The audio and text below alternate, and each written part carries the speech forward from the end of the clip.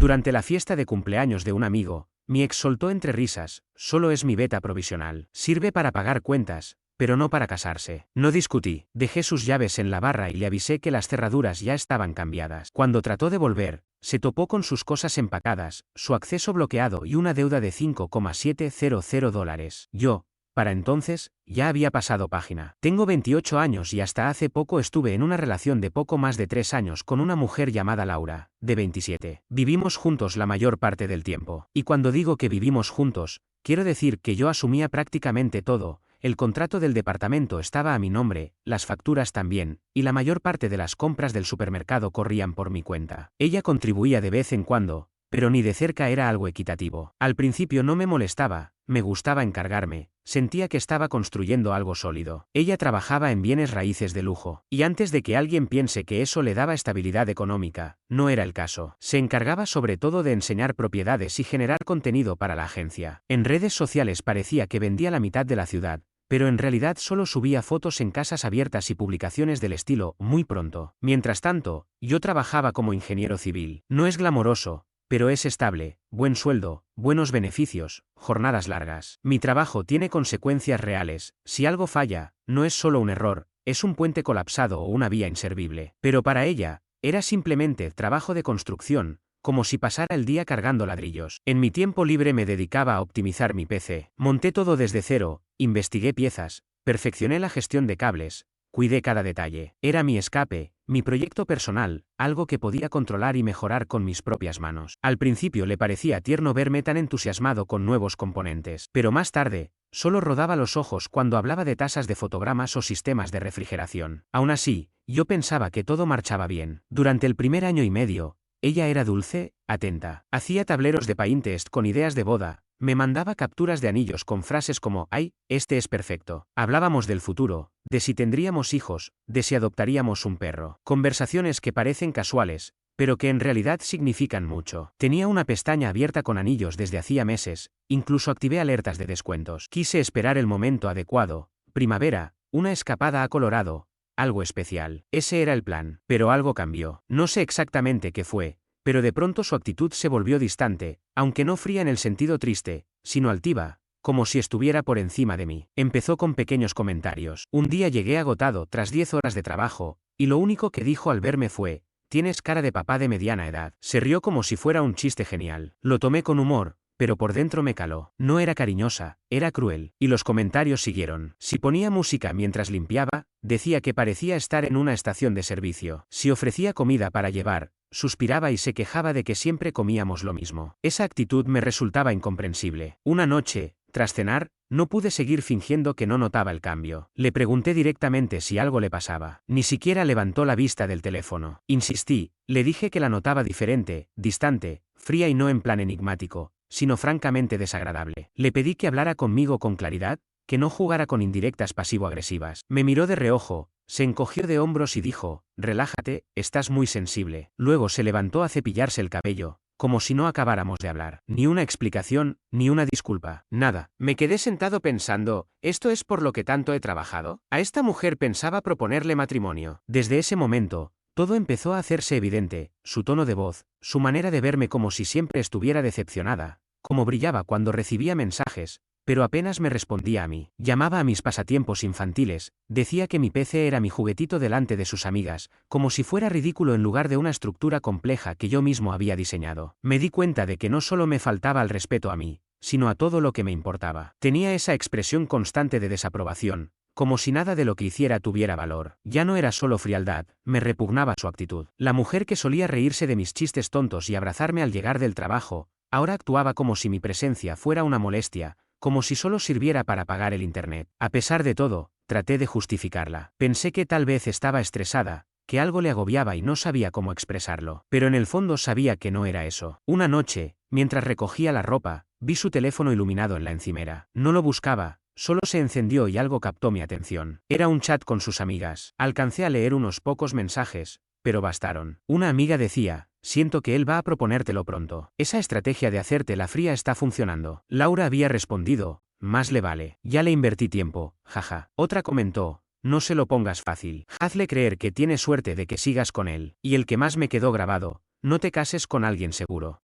Cásate con alguien que te intimide un poco. Laura reaccionó y escribió: hecho. Empezaré a ser más fría. Vamos a ver si espabila. Me quedé mirando la pantalla, procesando. Así que era deliberado. No era mal humor ni tensión acumulada. Era un plan. Una especie de prueba retorcida para ver si yo daba la talla. ¿Qué significaba que quería a alguien que le diera miedo? ¿Se refería a inseguridad emocional? ¿A violencia? Todo ese juego de manipulación me hizo sentir como si me hubieran quitado la venda de los ojos. Estaban usando nuestra relación como una inversión, como si amar fuera un negocio y yo tuviera que responder con un anillo. Y todo eso entre risas. No eran adolescentes. Era su forma real de pensar. No puedo creer que mujeres adultas, de casi 30 años, dedicaran tanto tiempo a diseñar estrategias de manipulación emocional como si fuera algo normal. Pero lo peor no fue eso, sino lo barato que se sentía todo. Si de verdad Laura hubiera estado insatisfecha o necesitara algo de mí, una conversación sincera habría bastado. Pero no, prefirió jugar juegos mentales, pruebas de carácter, dinámicas emocionales absurdas, todo para que yo persiguiera más, me esforzara más, para que demostrara que merecía lo que antes se daba sin condiciones. ¿Todo para qué? ¿Para sentir que estaba sacando el máximo beneficio de la relación? ¿Para poder presumir frente a sus amigas de que me había entrenado como a un perro para valorarla más? Me pareció enfermizo en un nivel que en ese momento ni siquiera podía explicar con palabras. Solo sabía que algo que antes había sido real, espontáneo,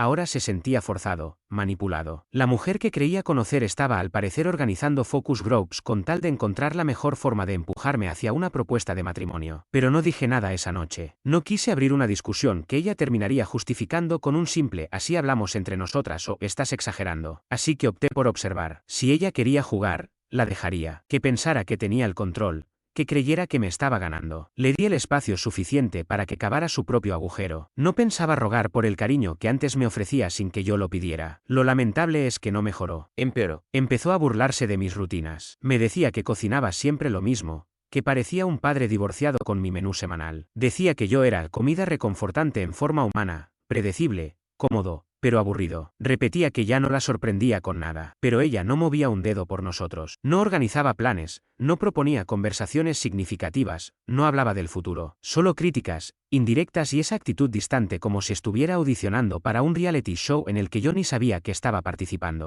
Una vez me levanté temprano para hacer el desayuno y cuando entró en la cocina, en lugar de agradecer, soltó un "mira tú", intentando ser útil, con ese tono seco, sarcástico, que solo usas con alguien a quien secretamente desprecias. Otra vez estábamos viendo una serie, hice un comentario sobre lo tóxico que era un personaje y ella contestó: tú seguro harías una hoja de cálculo para saber cómo expresar tus emociones. Luego se rió como si hubiera dicho algo brillante. Yo no reaccioné, solo seguí comiendo en silencio. Ya ni siquiera se trataba de insultos directos. Era el tono, las miradas, esa energía de estoy atrapada con este tipo, como si yo fuera un electrodoméstico con wifi que no puede devolver. Dejó de interesarse por mi día. Si yo se lo contaba, respondía con un ajad mientras escribía mensajes sin levantar la vista. Pasaba más tiempo en el teléfono que conmigo, publicando historias, respondiendo mensajes, revisando perfiles, mientras yo estaba a menos de 1 metro sintiéndome invisible. No era solo que dejara de esforzarse, era que parecía disfrutar de ser fría, como si eso le diera cierto poder o atractivo. Recuerdo un día con claridad,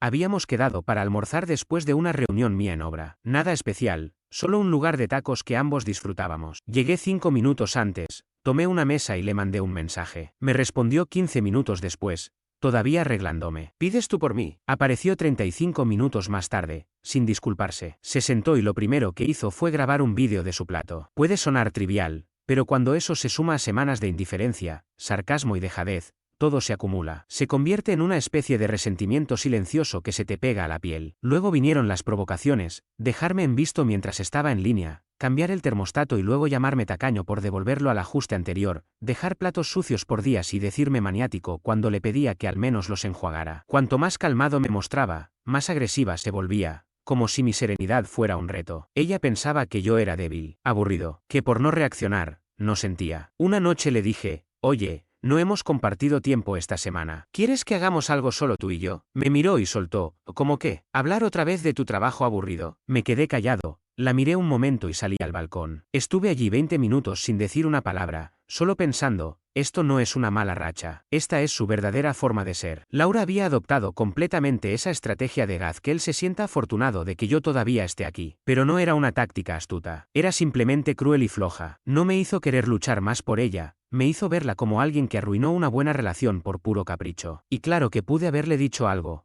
confrontarla, desatar una gran discusión.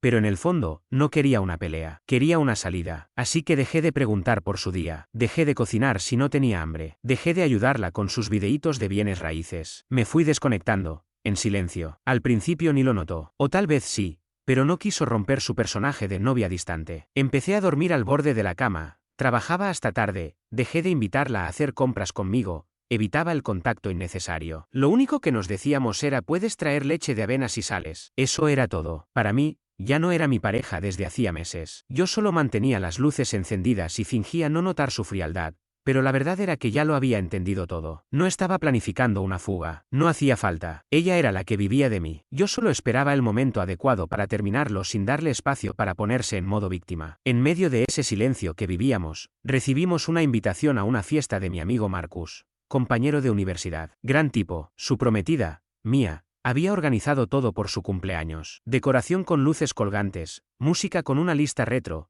todo muy bien montado. Había excompañeros, colegas, gente conocida y algunos rostros nuevos. Buen ambiente. Laura, como siempre, convirtió todo en un desfile. Estuvo una hora frente al espejo, se cambió 2 veces, grabó un vídeo mostrando su ropa en el ascensor. Y sí, se veía bien, no voy a mentir, pero parecía que había ido para impresionar desconocidos, no para apoyar a Marcos. Yo me mantuve tranquilo, con mi copa en mano, saludando, cerca del bar. No buscaba problemas, solo cerrar un ciclo. Ya había llamado a la empresa de mudanzas. Todo estaba preparado, recogida de sus cosas, llaves devueltas, cerraduras cambiadas. Solo faltaba un detalle, y tenía la corazonada de que esa noche, ella lo iba a resolver por mí. Y así fue. Estábamos junto a la mesa de bebidas con un grupo de personas, y una amiga o prima de Mía, no recuerdo exactamente quién, sonríe y dice, «Ustedes son adorables, ¿cuándo es la propuesta?». Era una pregunta inocente, amable, que ya me habían hecho antes. Incluso solía tener una respuesta para eso. Noté como todas las miradas se posaban en mí. Ese tipo de atención que se siente físicamente. Algunos incluso sonrieron, esperando un momento romántico. Yo ya había preparado frases para salir del paso, cuando sea el momento adecuado o todavía estoy buscando el anillo perfecto. Nada difícil, pero Laura ni siquiera me dio la oportunidad. No me dejó proteger la imagen frente a mis amigos. Ni siquiera eso respetó. En lugar de hablar con honestidad o guardar algo de respeto, fue directo al ataque como si hubiera estado esperando ese momento durante toda la noche. Y en el fondo, lo supe, iba a aprovechar la ocasión para dar el golpe. «Ay, por favor, no te preocupes»,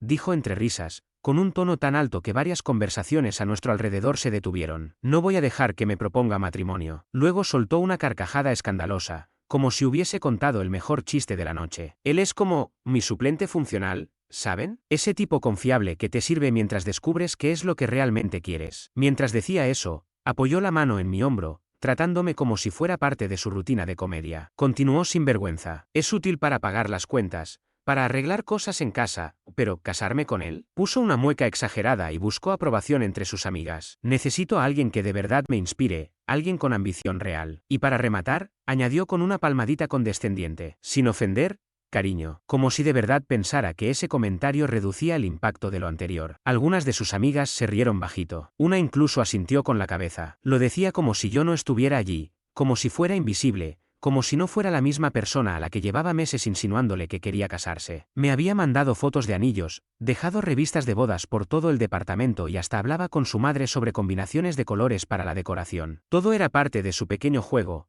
comportarse con frialdad para que yo me esforzara más y al final cayera en la trampa del compromiso. Pero esa noche, había ido demasiado lejos. Frente a todos, me usaba como parte de una estrategia de manipulación emocional. En su cabeza, esa humillación pública era una prueba final. Estaba convencida de que ese era el momento en el que yo tenía que dar un paso al frente, defender nuestra relación y, con suerte, arrodillarme ahí mismo para proponerle matrimonio. Así lo había calculado. Provocarme hasta llevarme al límite, esperando que, por orgullo, hiciera lo que ella quería. Quería verme rogarle, demostrarle que era digno de alguien que, evidentemente, no me consideraba suficiente. En sus ojos se notaba esa seguridad arrogante, la de alguien que cree que está jugando una partida maestra mientras el resto ni siquiera sabe que hay un tablero. Pero lo que nunca imaginó fue que yo tenía una tercera opción, irme. El ambiente cambió de golpe. Todo se volvió incómodamente silencioso. Alguien soltó un guau. Otra persona preguntó en voz baja, ¿acaba de decir eso? Marcus me miró sorprendido, como preguntando si estaba bien. Mía, que traía una bandeja con cupcakes, se detuvo en seco y solo observó. Yo, con calma,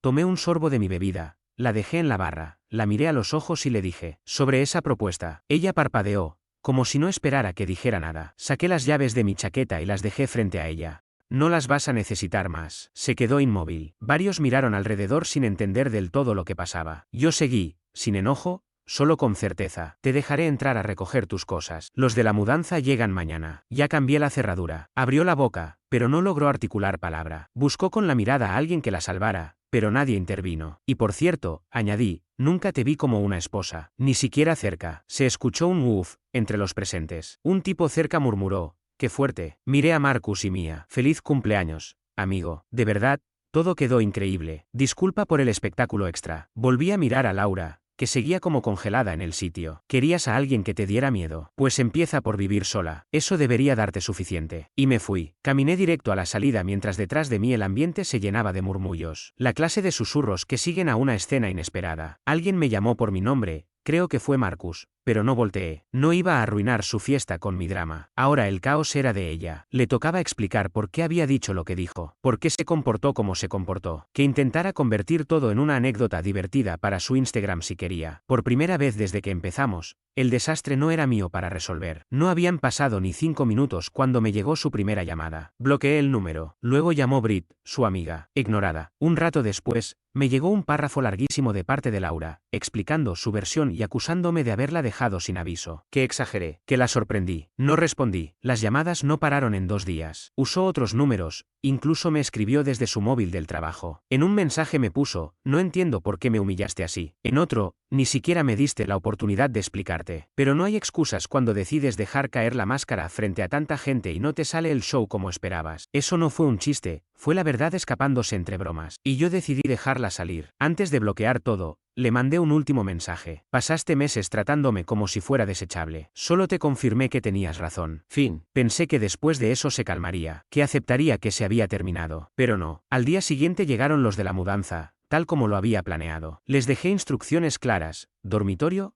armario, sala. Dejé también una nota en la puerta y le envié un correo con el horario para recoger sus cosas. No tenía llave, pero el personal del edificio la dejó subir cuando llegaron los cargadores. Cerré con llave mi oficina antes de irme. Pensé que todo sería rápido, sin dramas. Me fui a una cafetería cerca, pedí un café absurdo de caro y avancé en unos pendientes. La idea era darle su espacio y terminar con madurez. Grave error. Volví alrededor de las 4. Los de la mudanza ya no estaban. Y ella tampoco. Pero apenas entré, algo se sentía raro. Entonces vi la puerta de la oficina entreabierta. Lo supe de inmediato. La había forzado. Mi computadora personal, esa en la que estuve trabajando por meses, pieza por pieza, estaba destrozada. La pantalla hecha trizas, la torre volcada, el panel lateral aplastado, la tarjeta gráfica partida en 2, el sistema de refrigeración líquida goteando sobre el escritorio, más de $4.000 en componentes, arruinados en cuestión de minutos. Revisé luego con los del servicio de mudanza. Confirmaron que nunca entraron allí. Estaba cerrada cuando se fueron. Lo hizo después. Un último regalo de despedida. Me quedé ahí,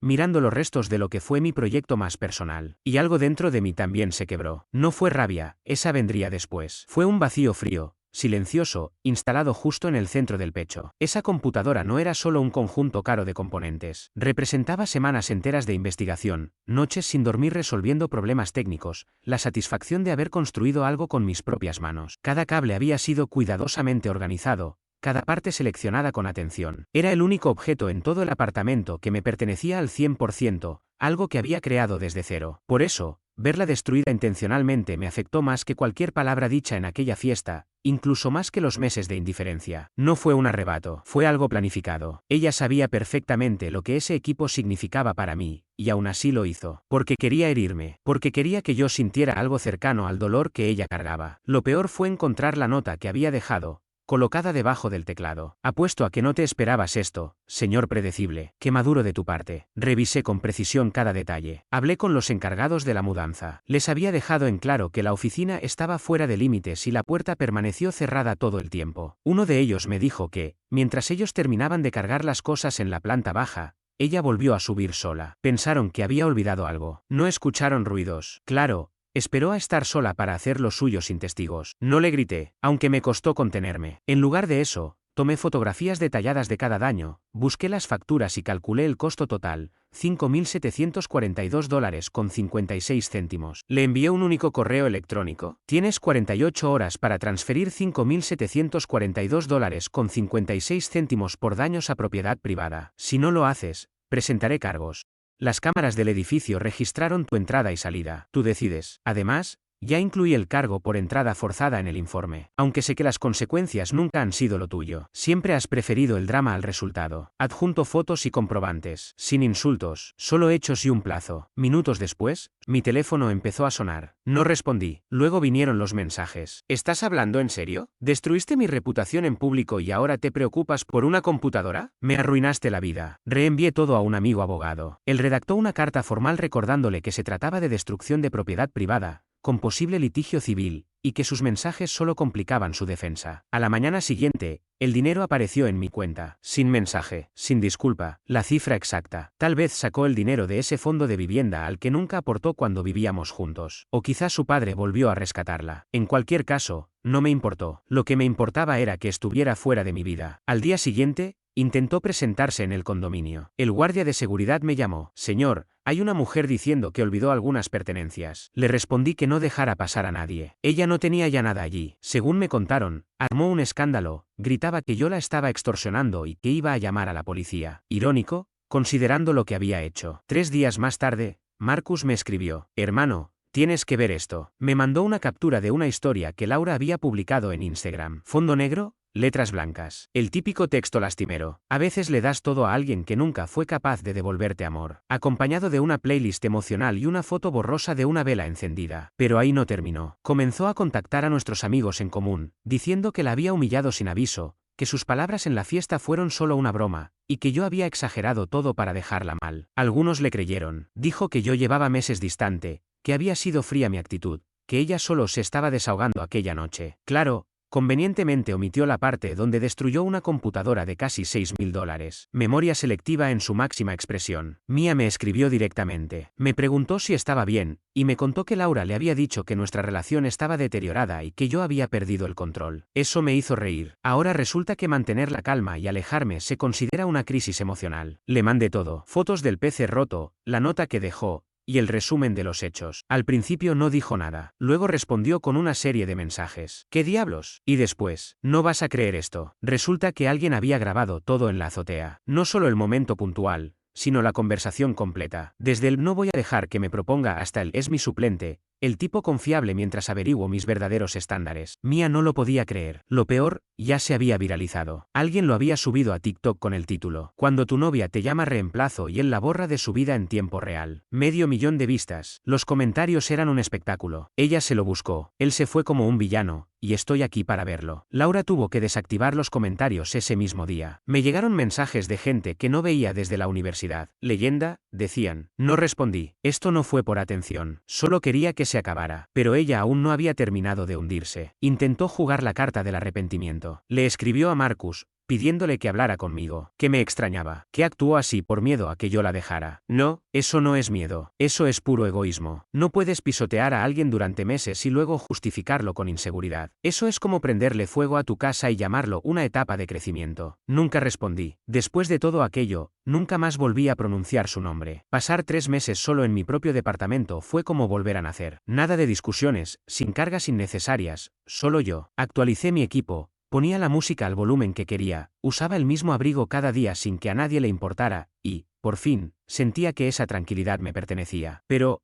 como era de esperarse, Laura no se fue sin intentar algo más. Una semana después de que aquel vídeo en TikTok se hiciera viral, encontré una nota escrita a mano en el buzón, sin sobre, solo un papel doblado entre los paquetes de Amazon. Decía, no quise decir eso. Estaba intentando sonar segura, no me di cuenta de lo hiriente que fue hasta que te vi marcharte. Claro, porque no hay nada más genuino que una disculpa justo después de que tu imagen pública se desploma. Cerraba con, si alguna vez quieres hablar, sigo aquí. No, ya no estás. Estuviste, y trataste nuestra relación como si fuera una audición para la que te sentías demasiado buena. No respondí. Doblé la nota con cuidado y la eché al contenedor donde tiro la publicidad y el correo basura. Era justo el lugar al que pertenecía. Cada par de semanas, Marcus y Mía venían a visitarme. Traían pizza o lo que fuera, sin exigencias, sin esperar que los entretuviera, sin caras de fastidio cuando hablaba de mi trabajo. Amigos de verdad. Hermano, ese TikTok ya superó los 2 millones de vistas, dijo Marcus una noche, revisando su celular. Eres como un héroe para todos los tipos que se sienten usados. No me interesa, le contesté. Y era cierto, no buscaba ser famoso por haber tenido mal gusto en pareja. Mia casi se atraganta de la risa. Nadie piensa que tienes mal gusto, dijo. Piensan que tienes una autoestima brutal.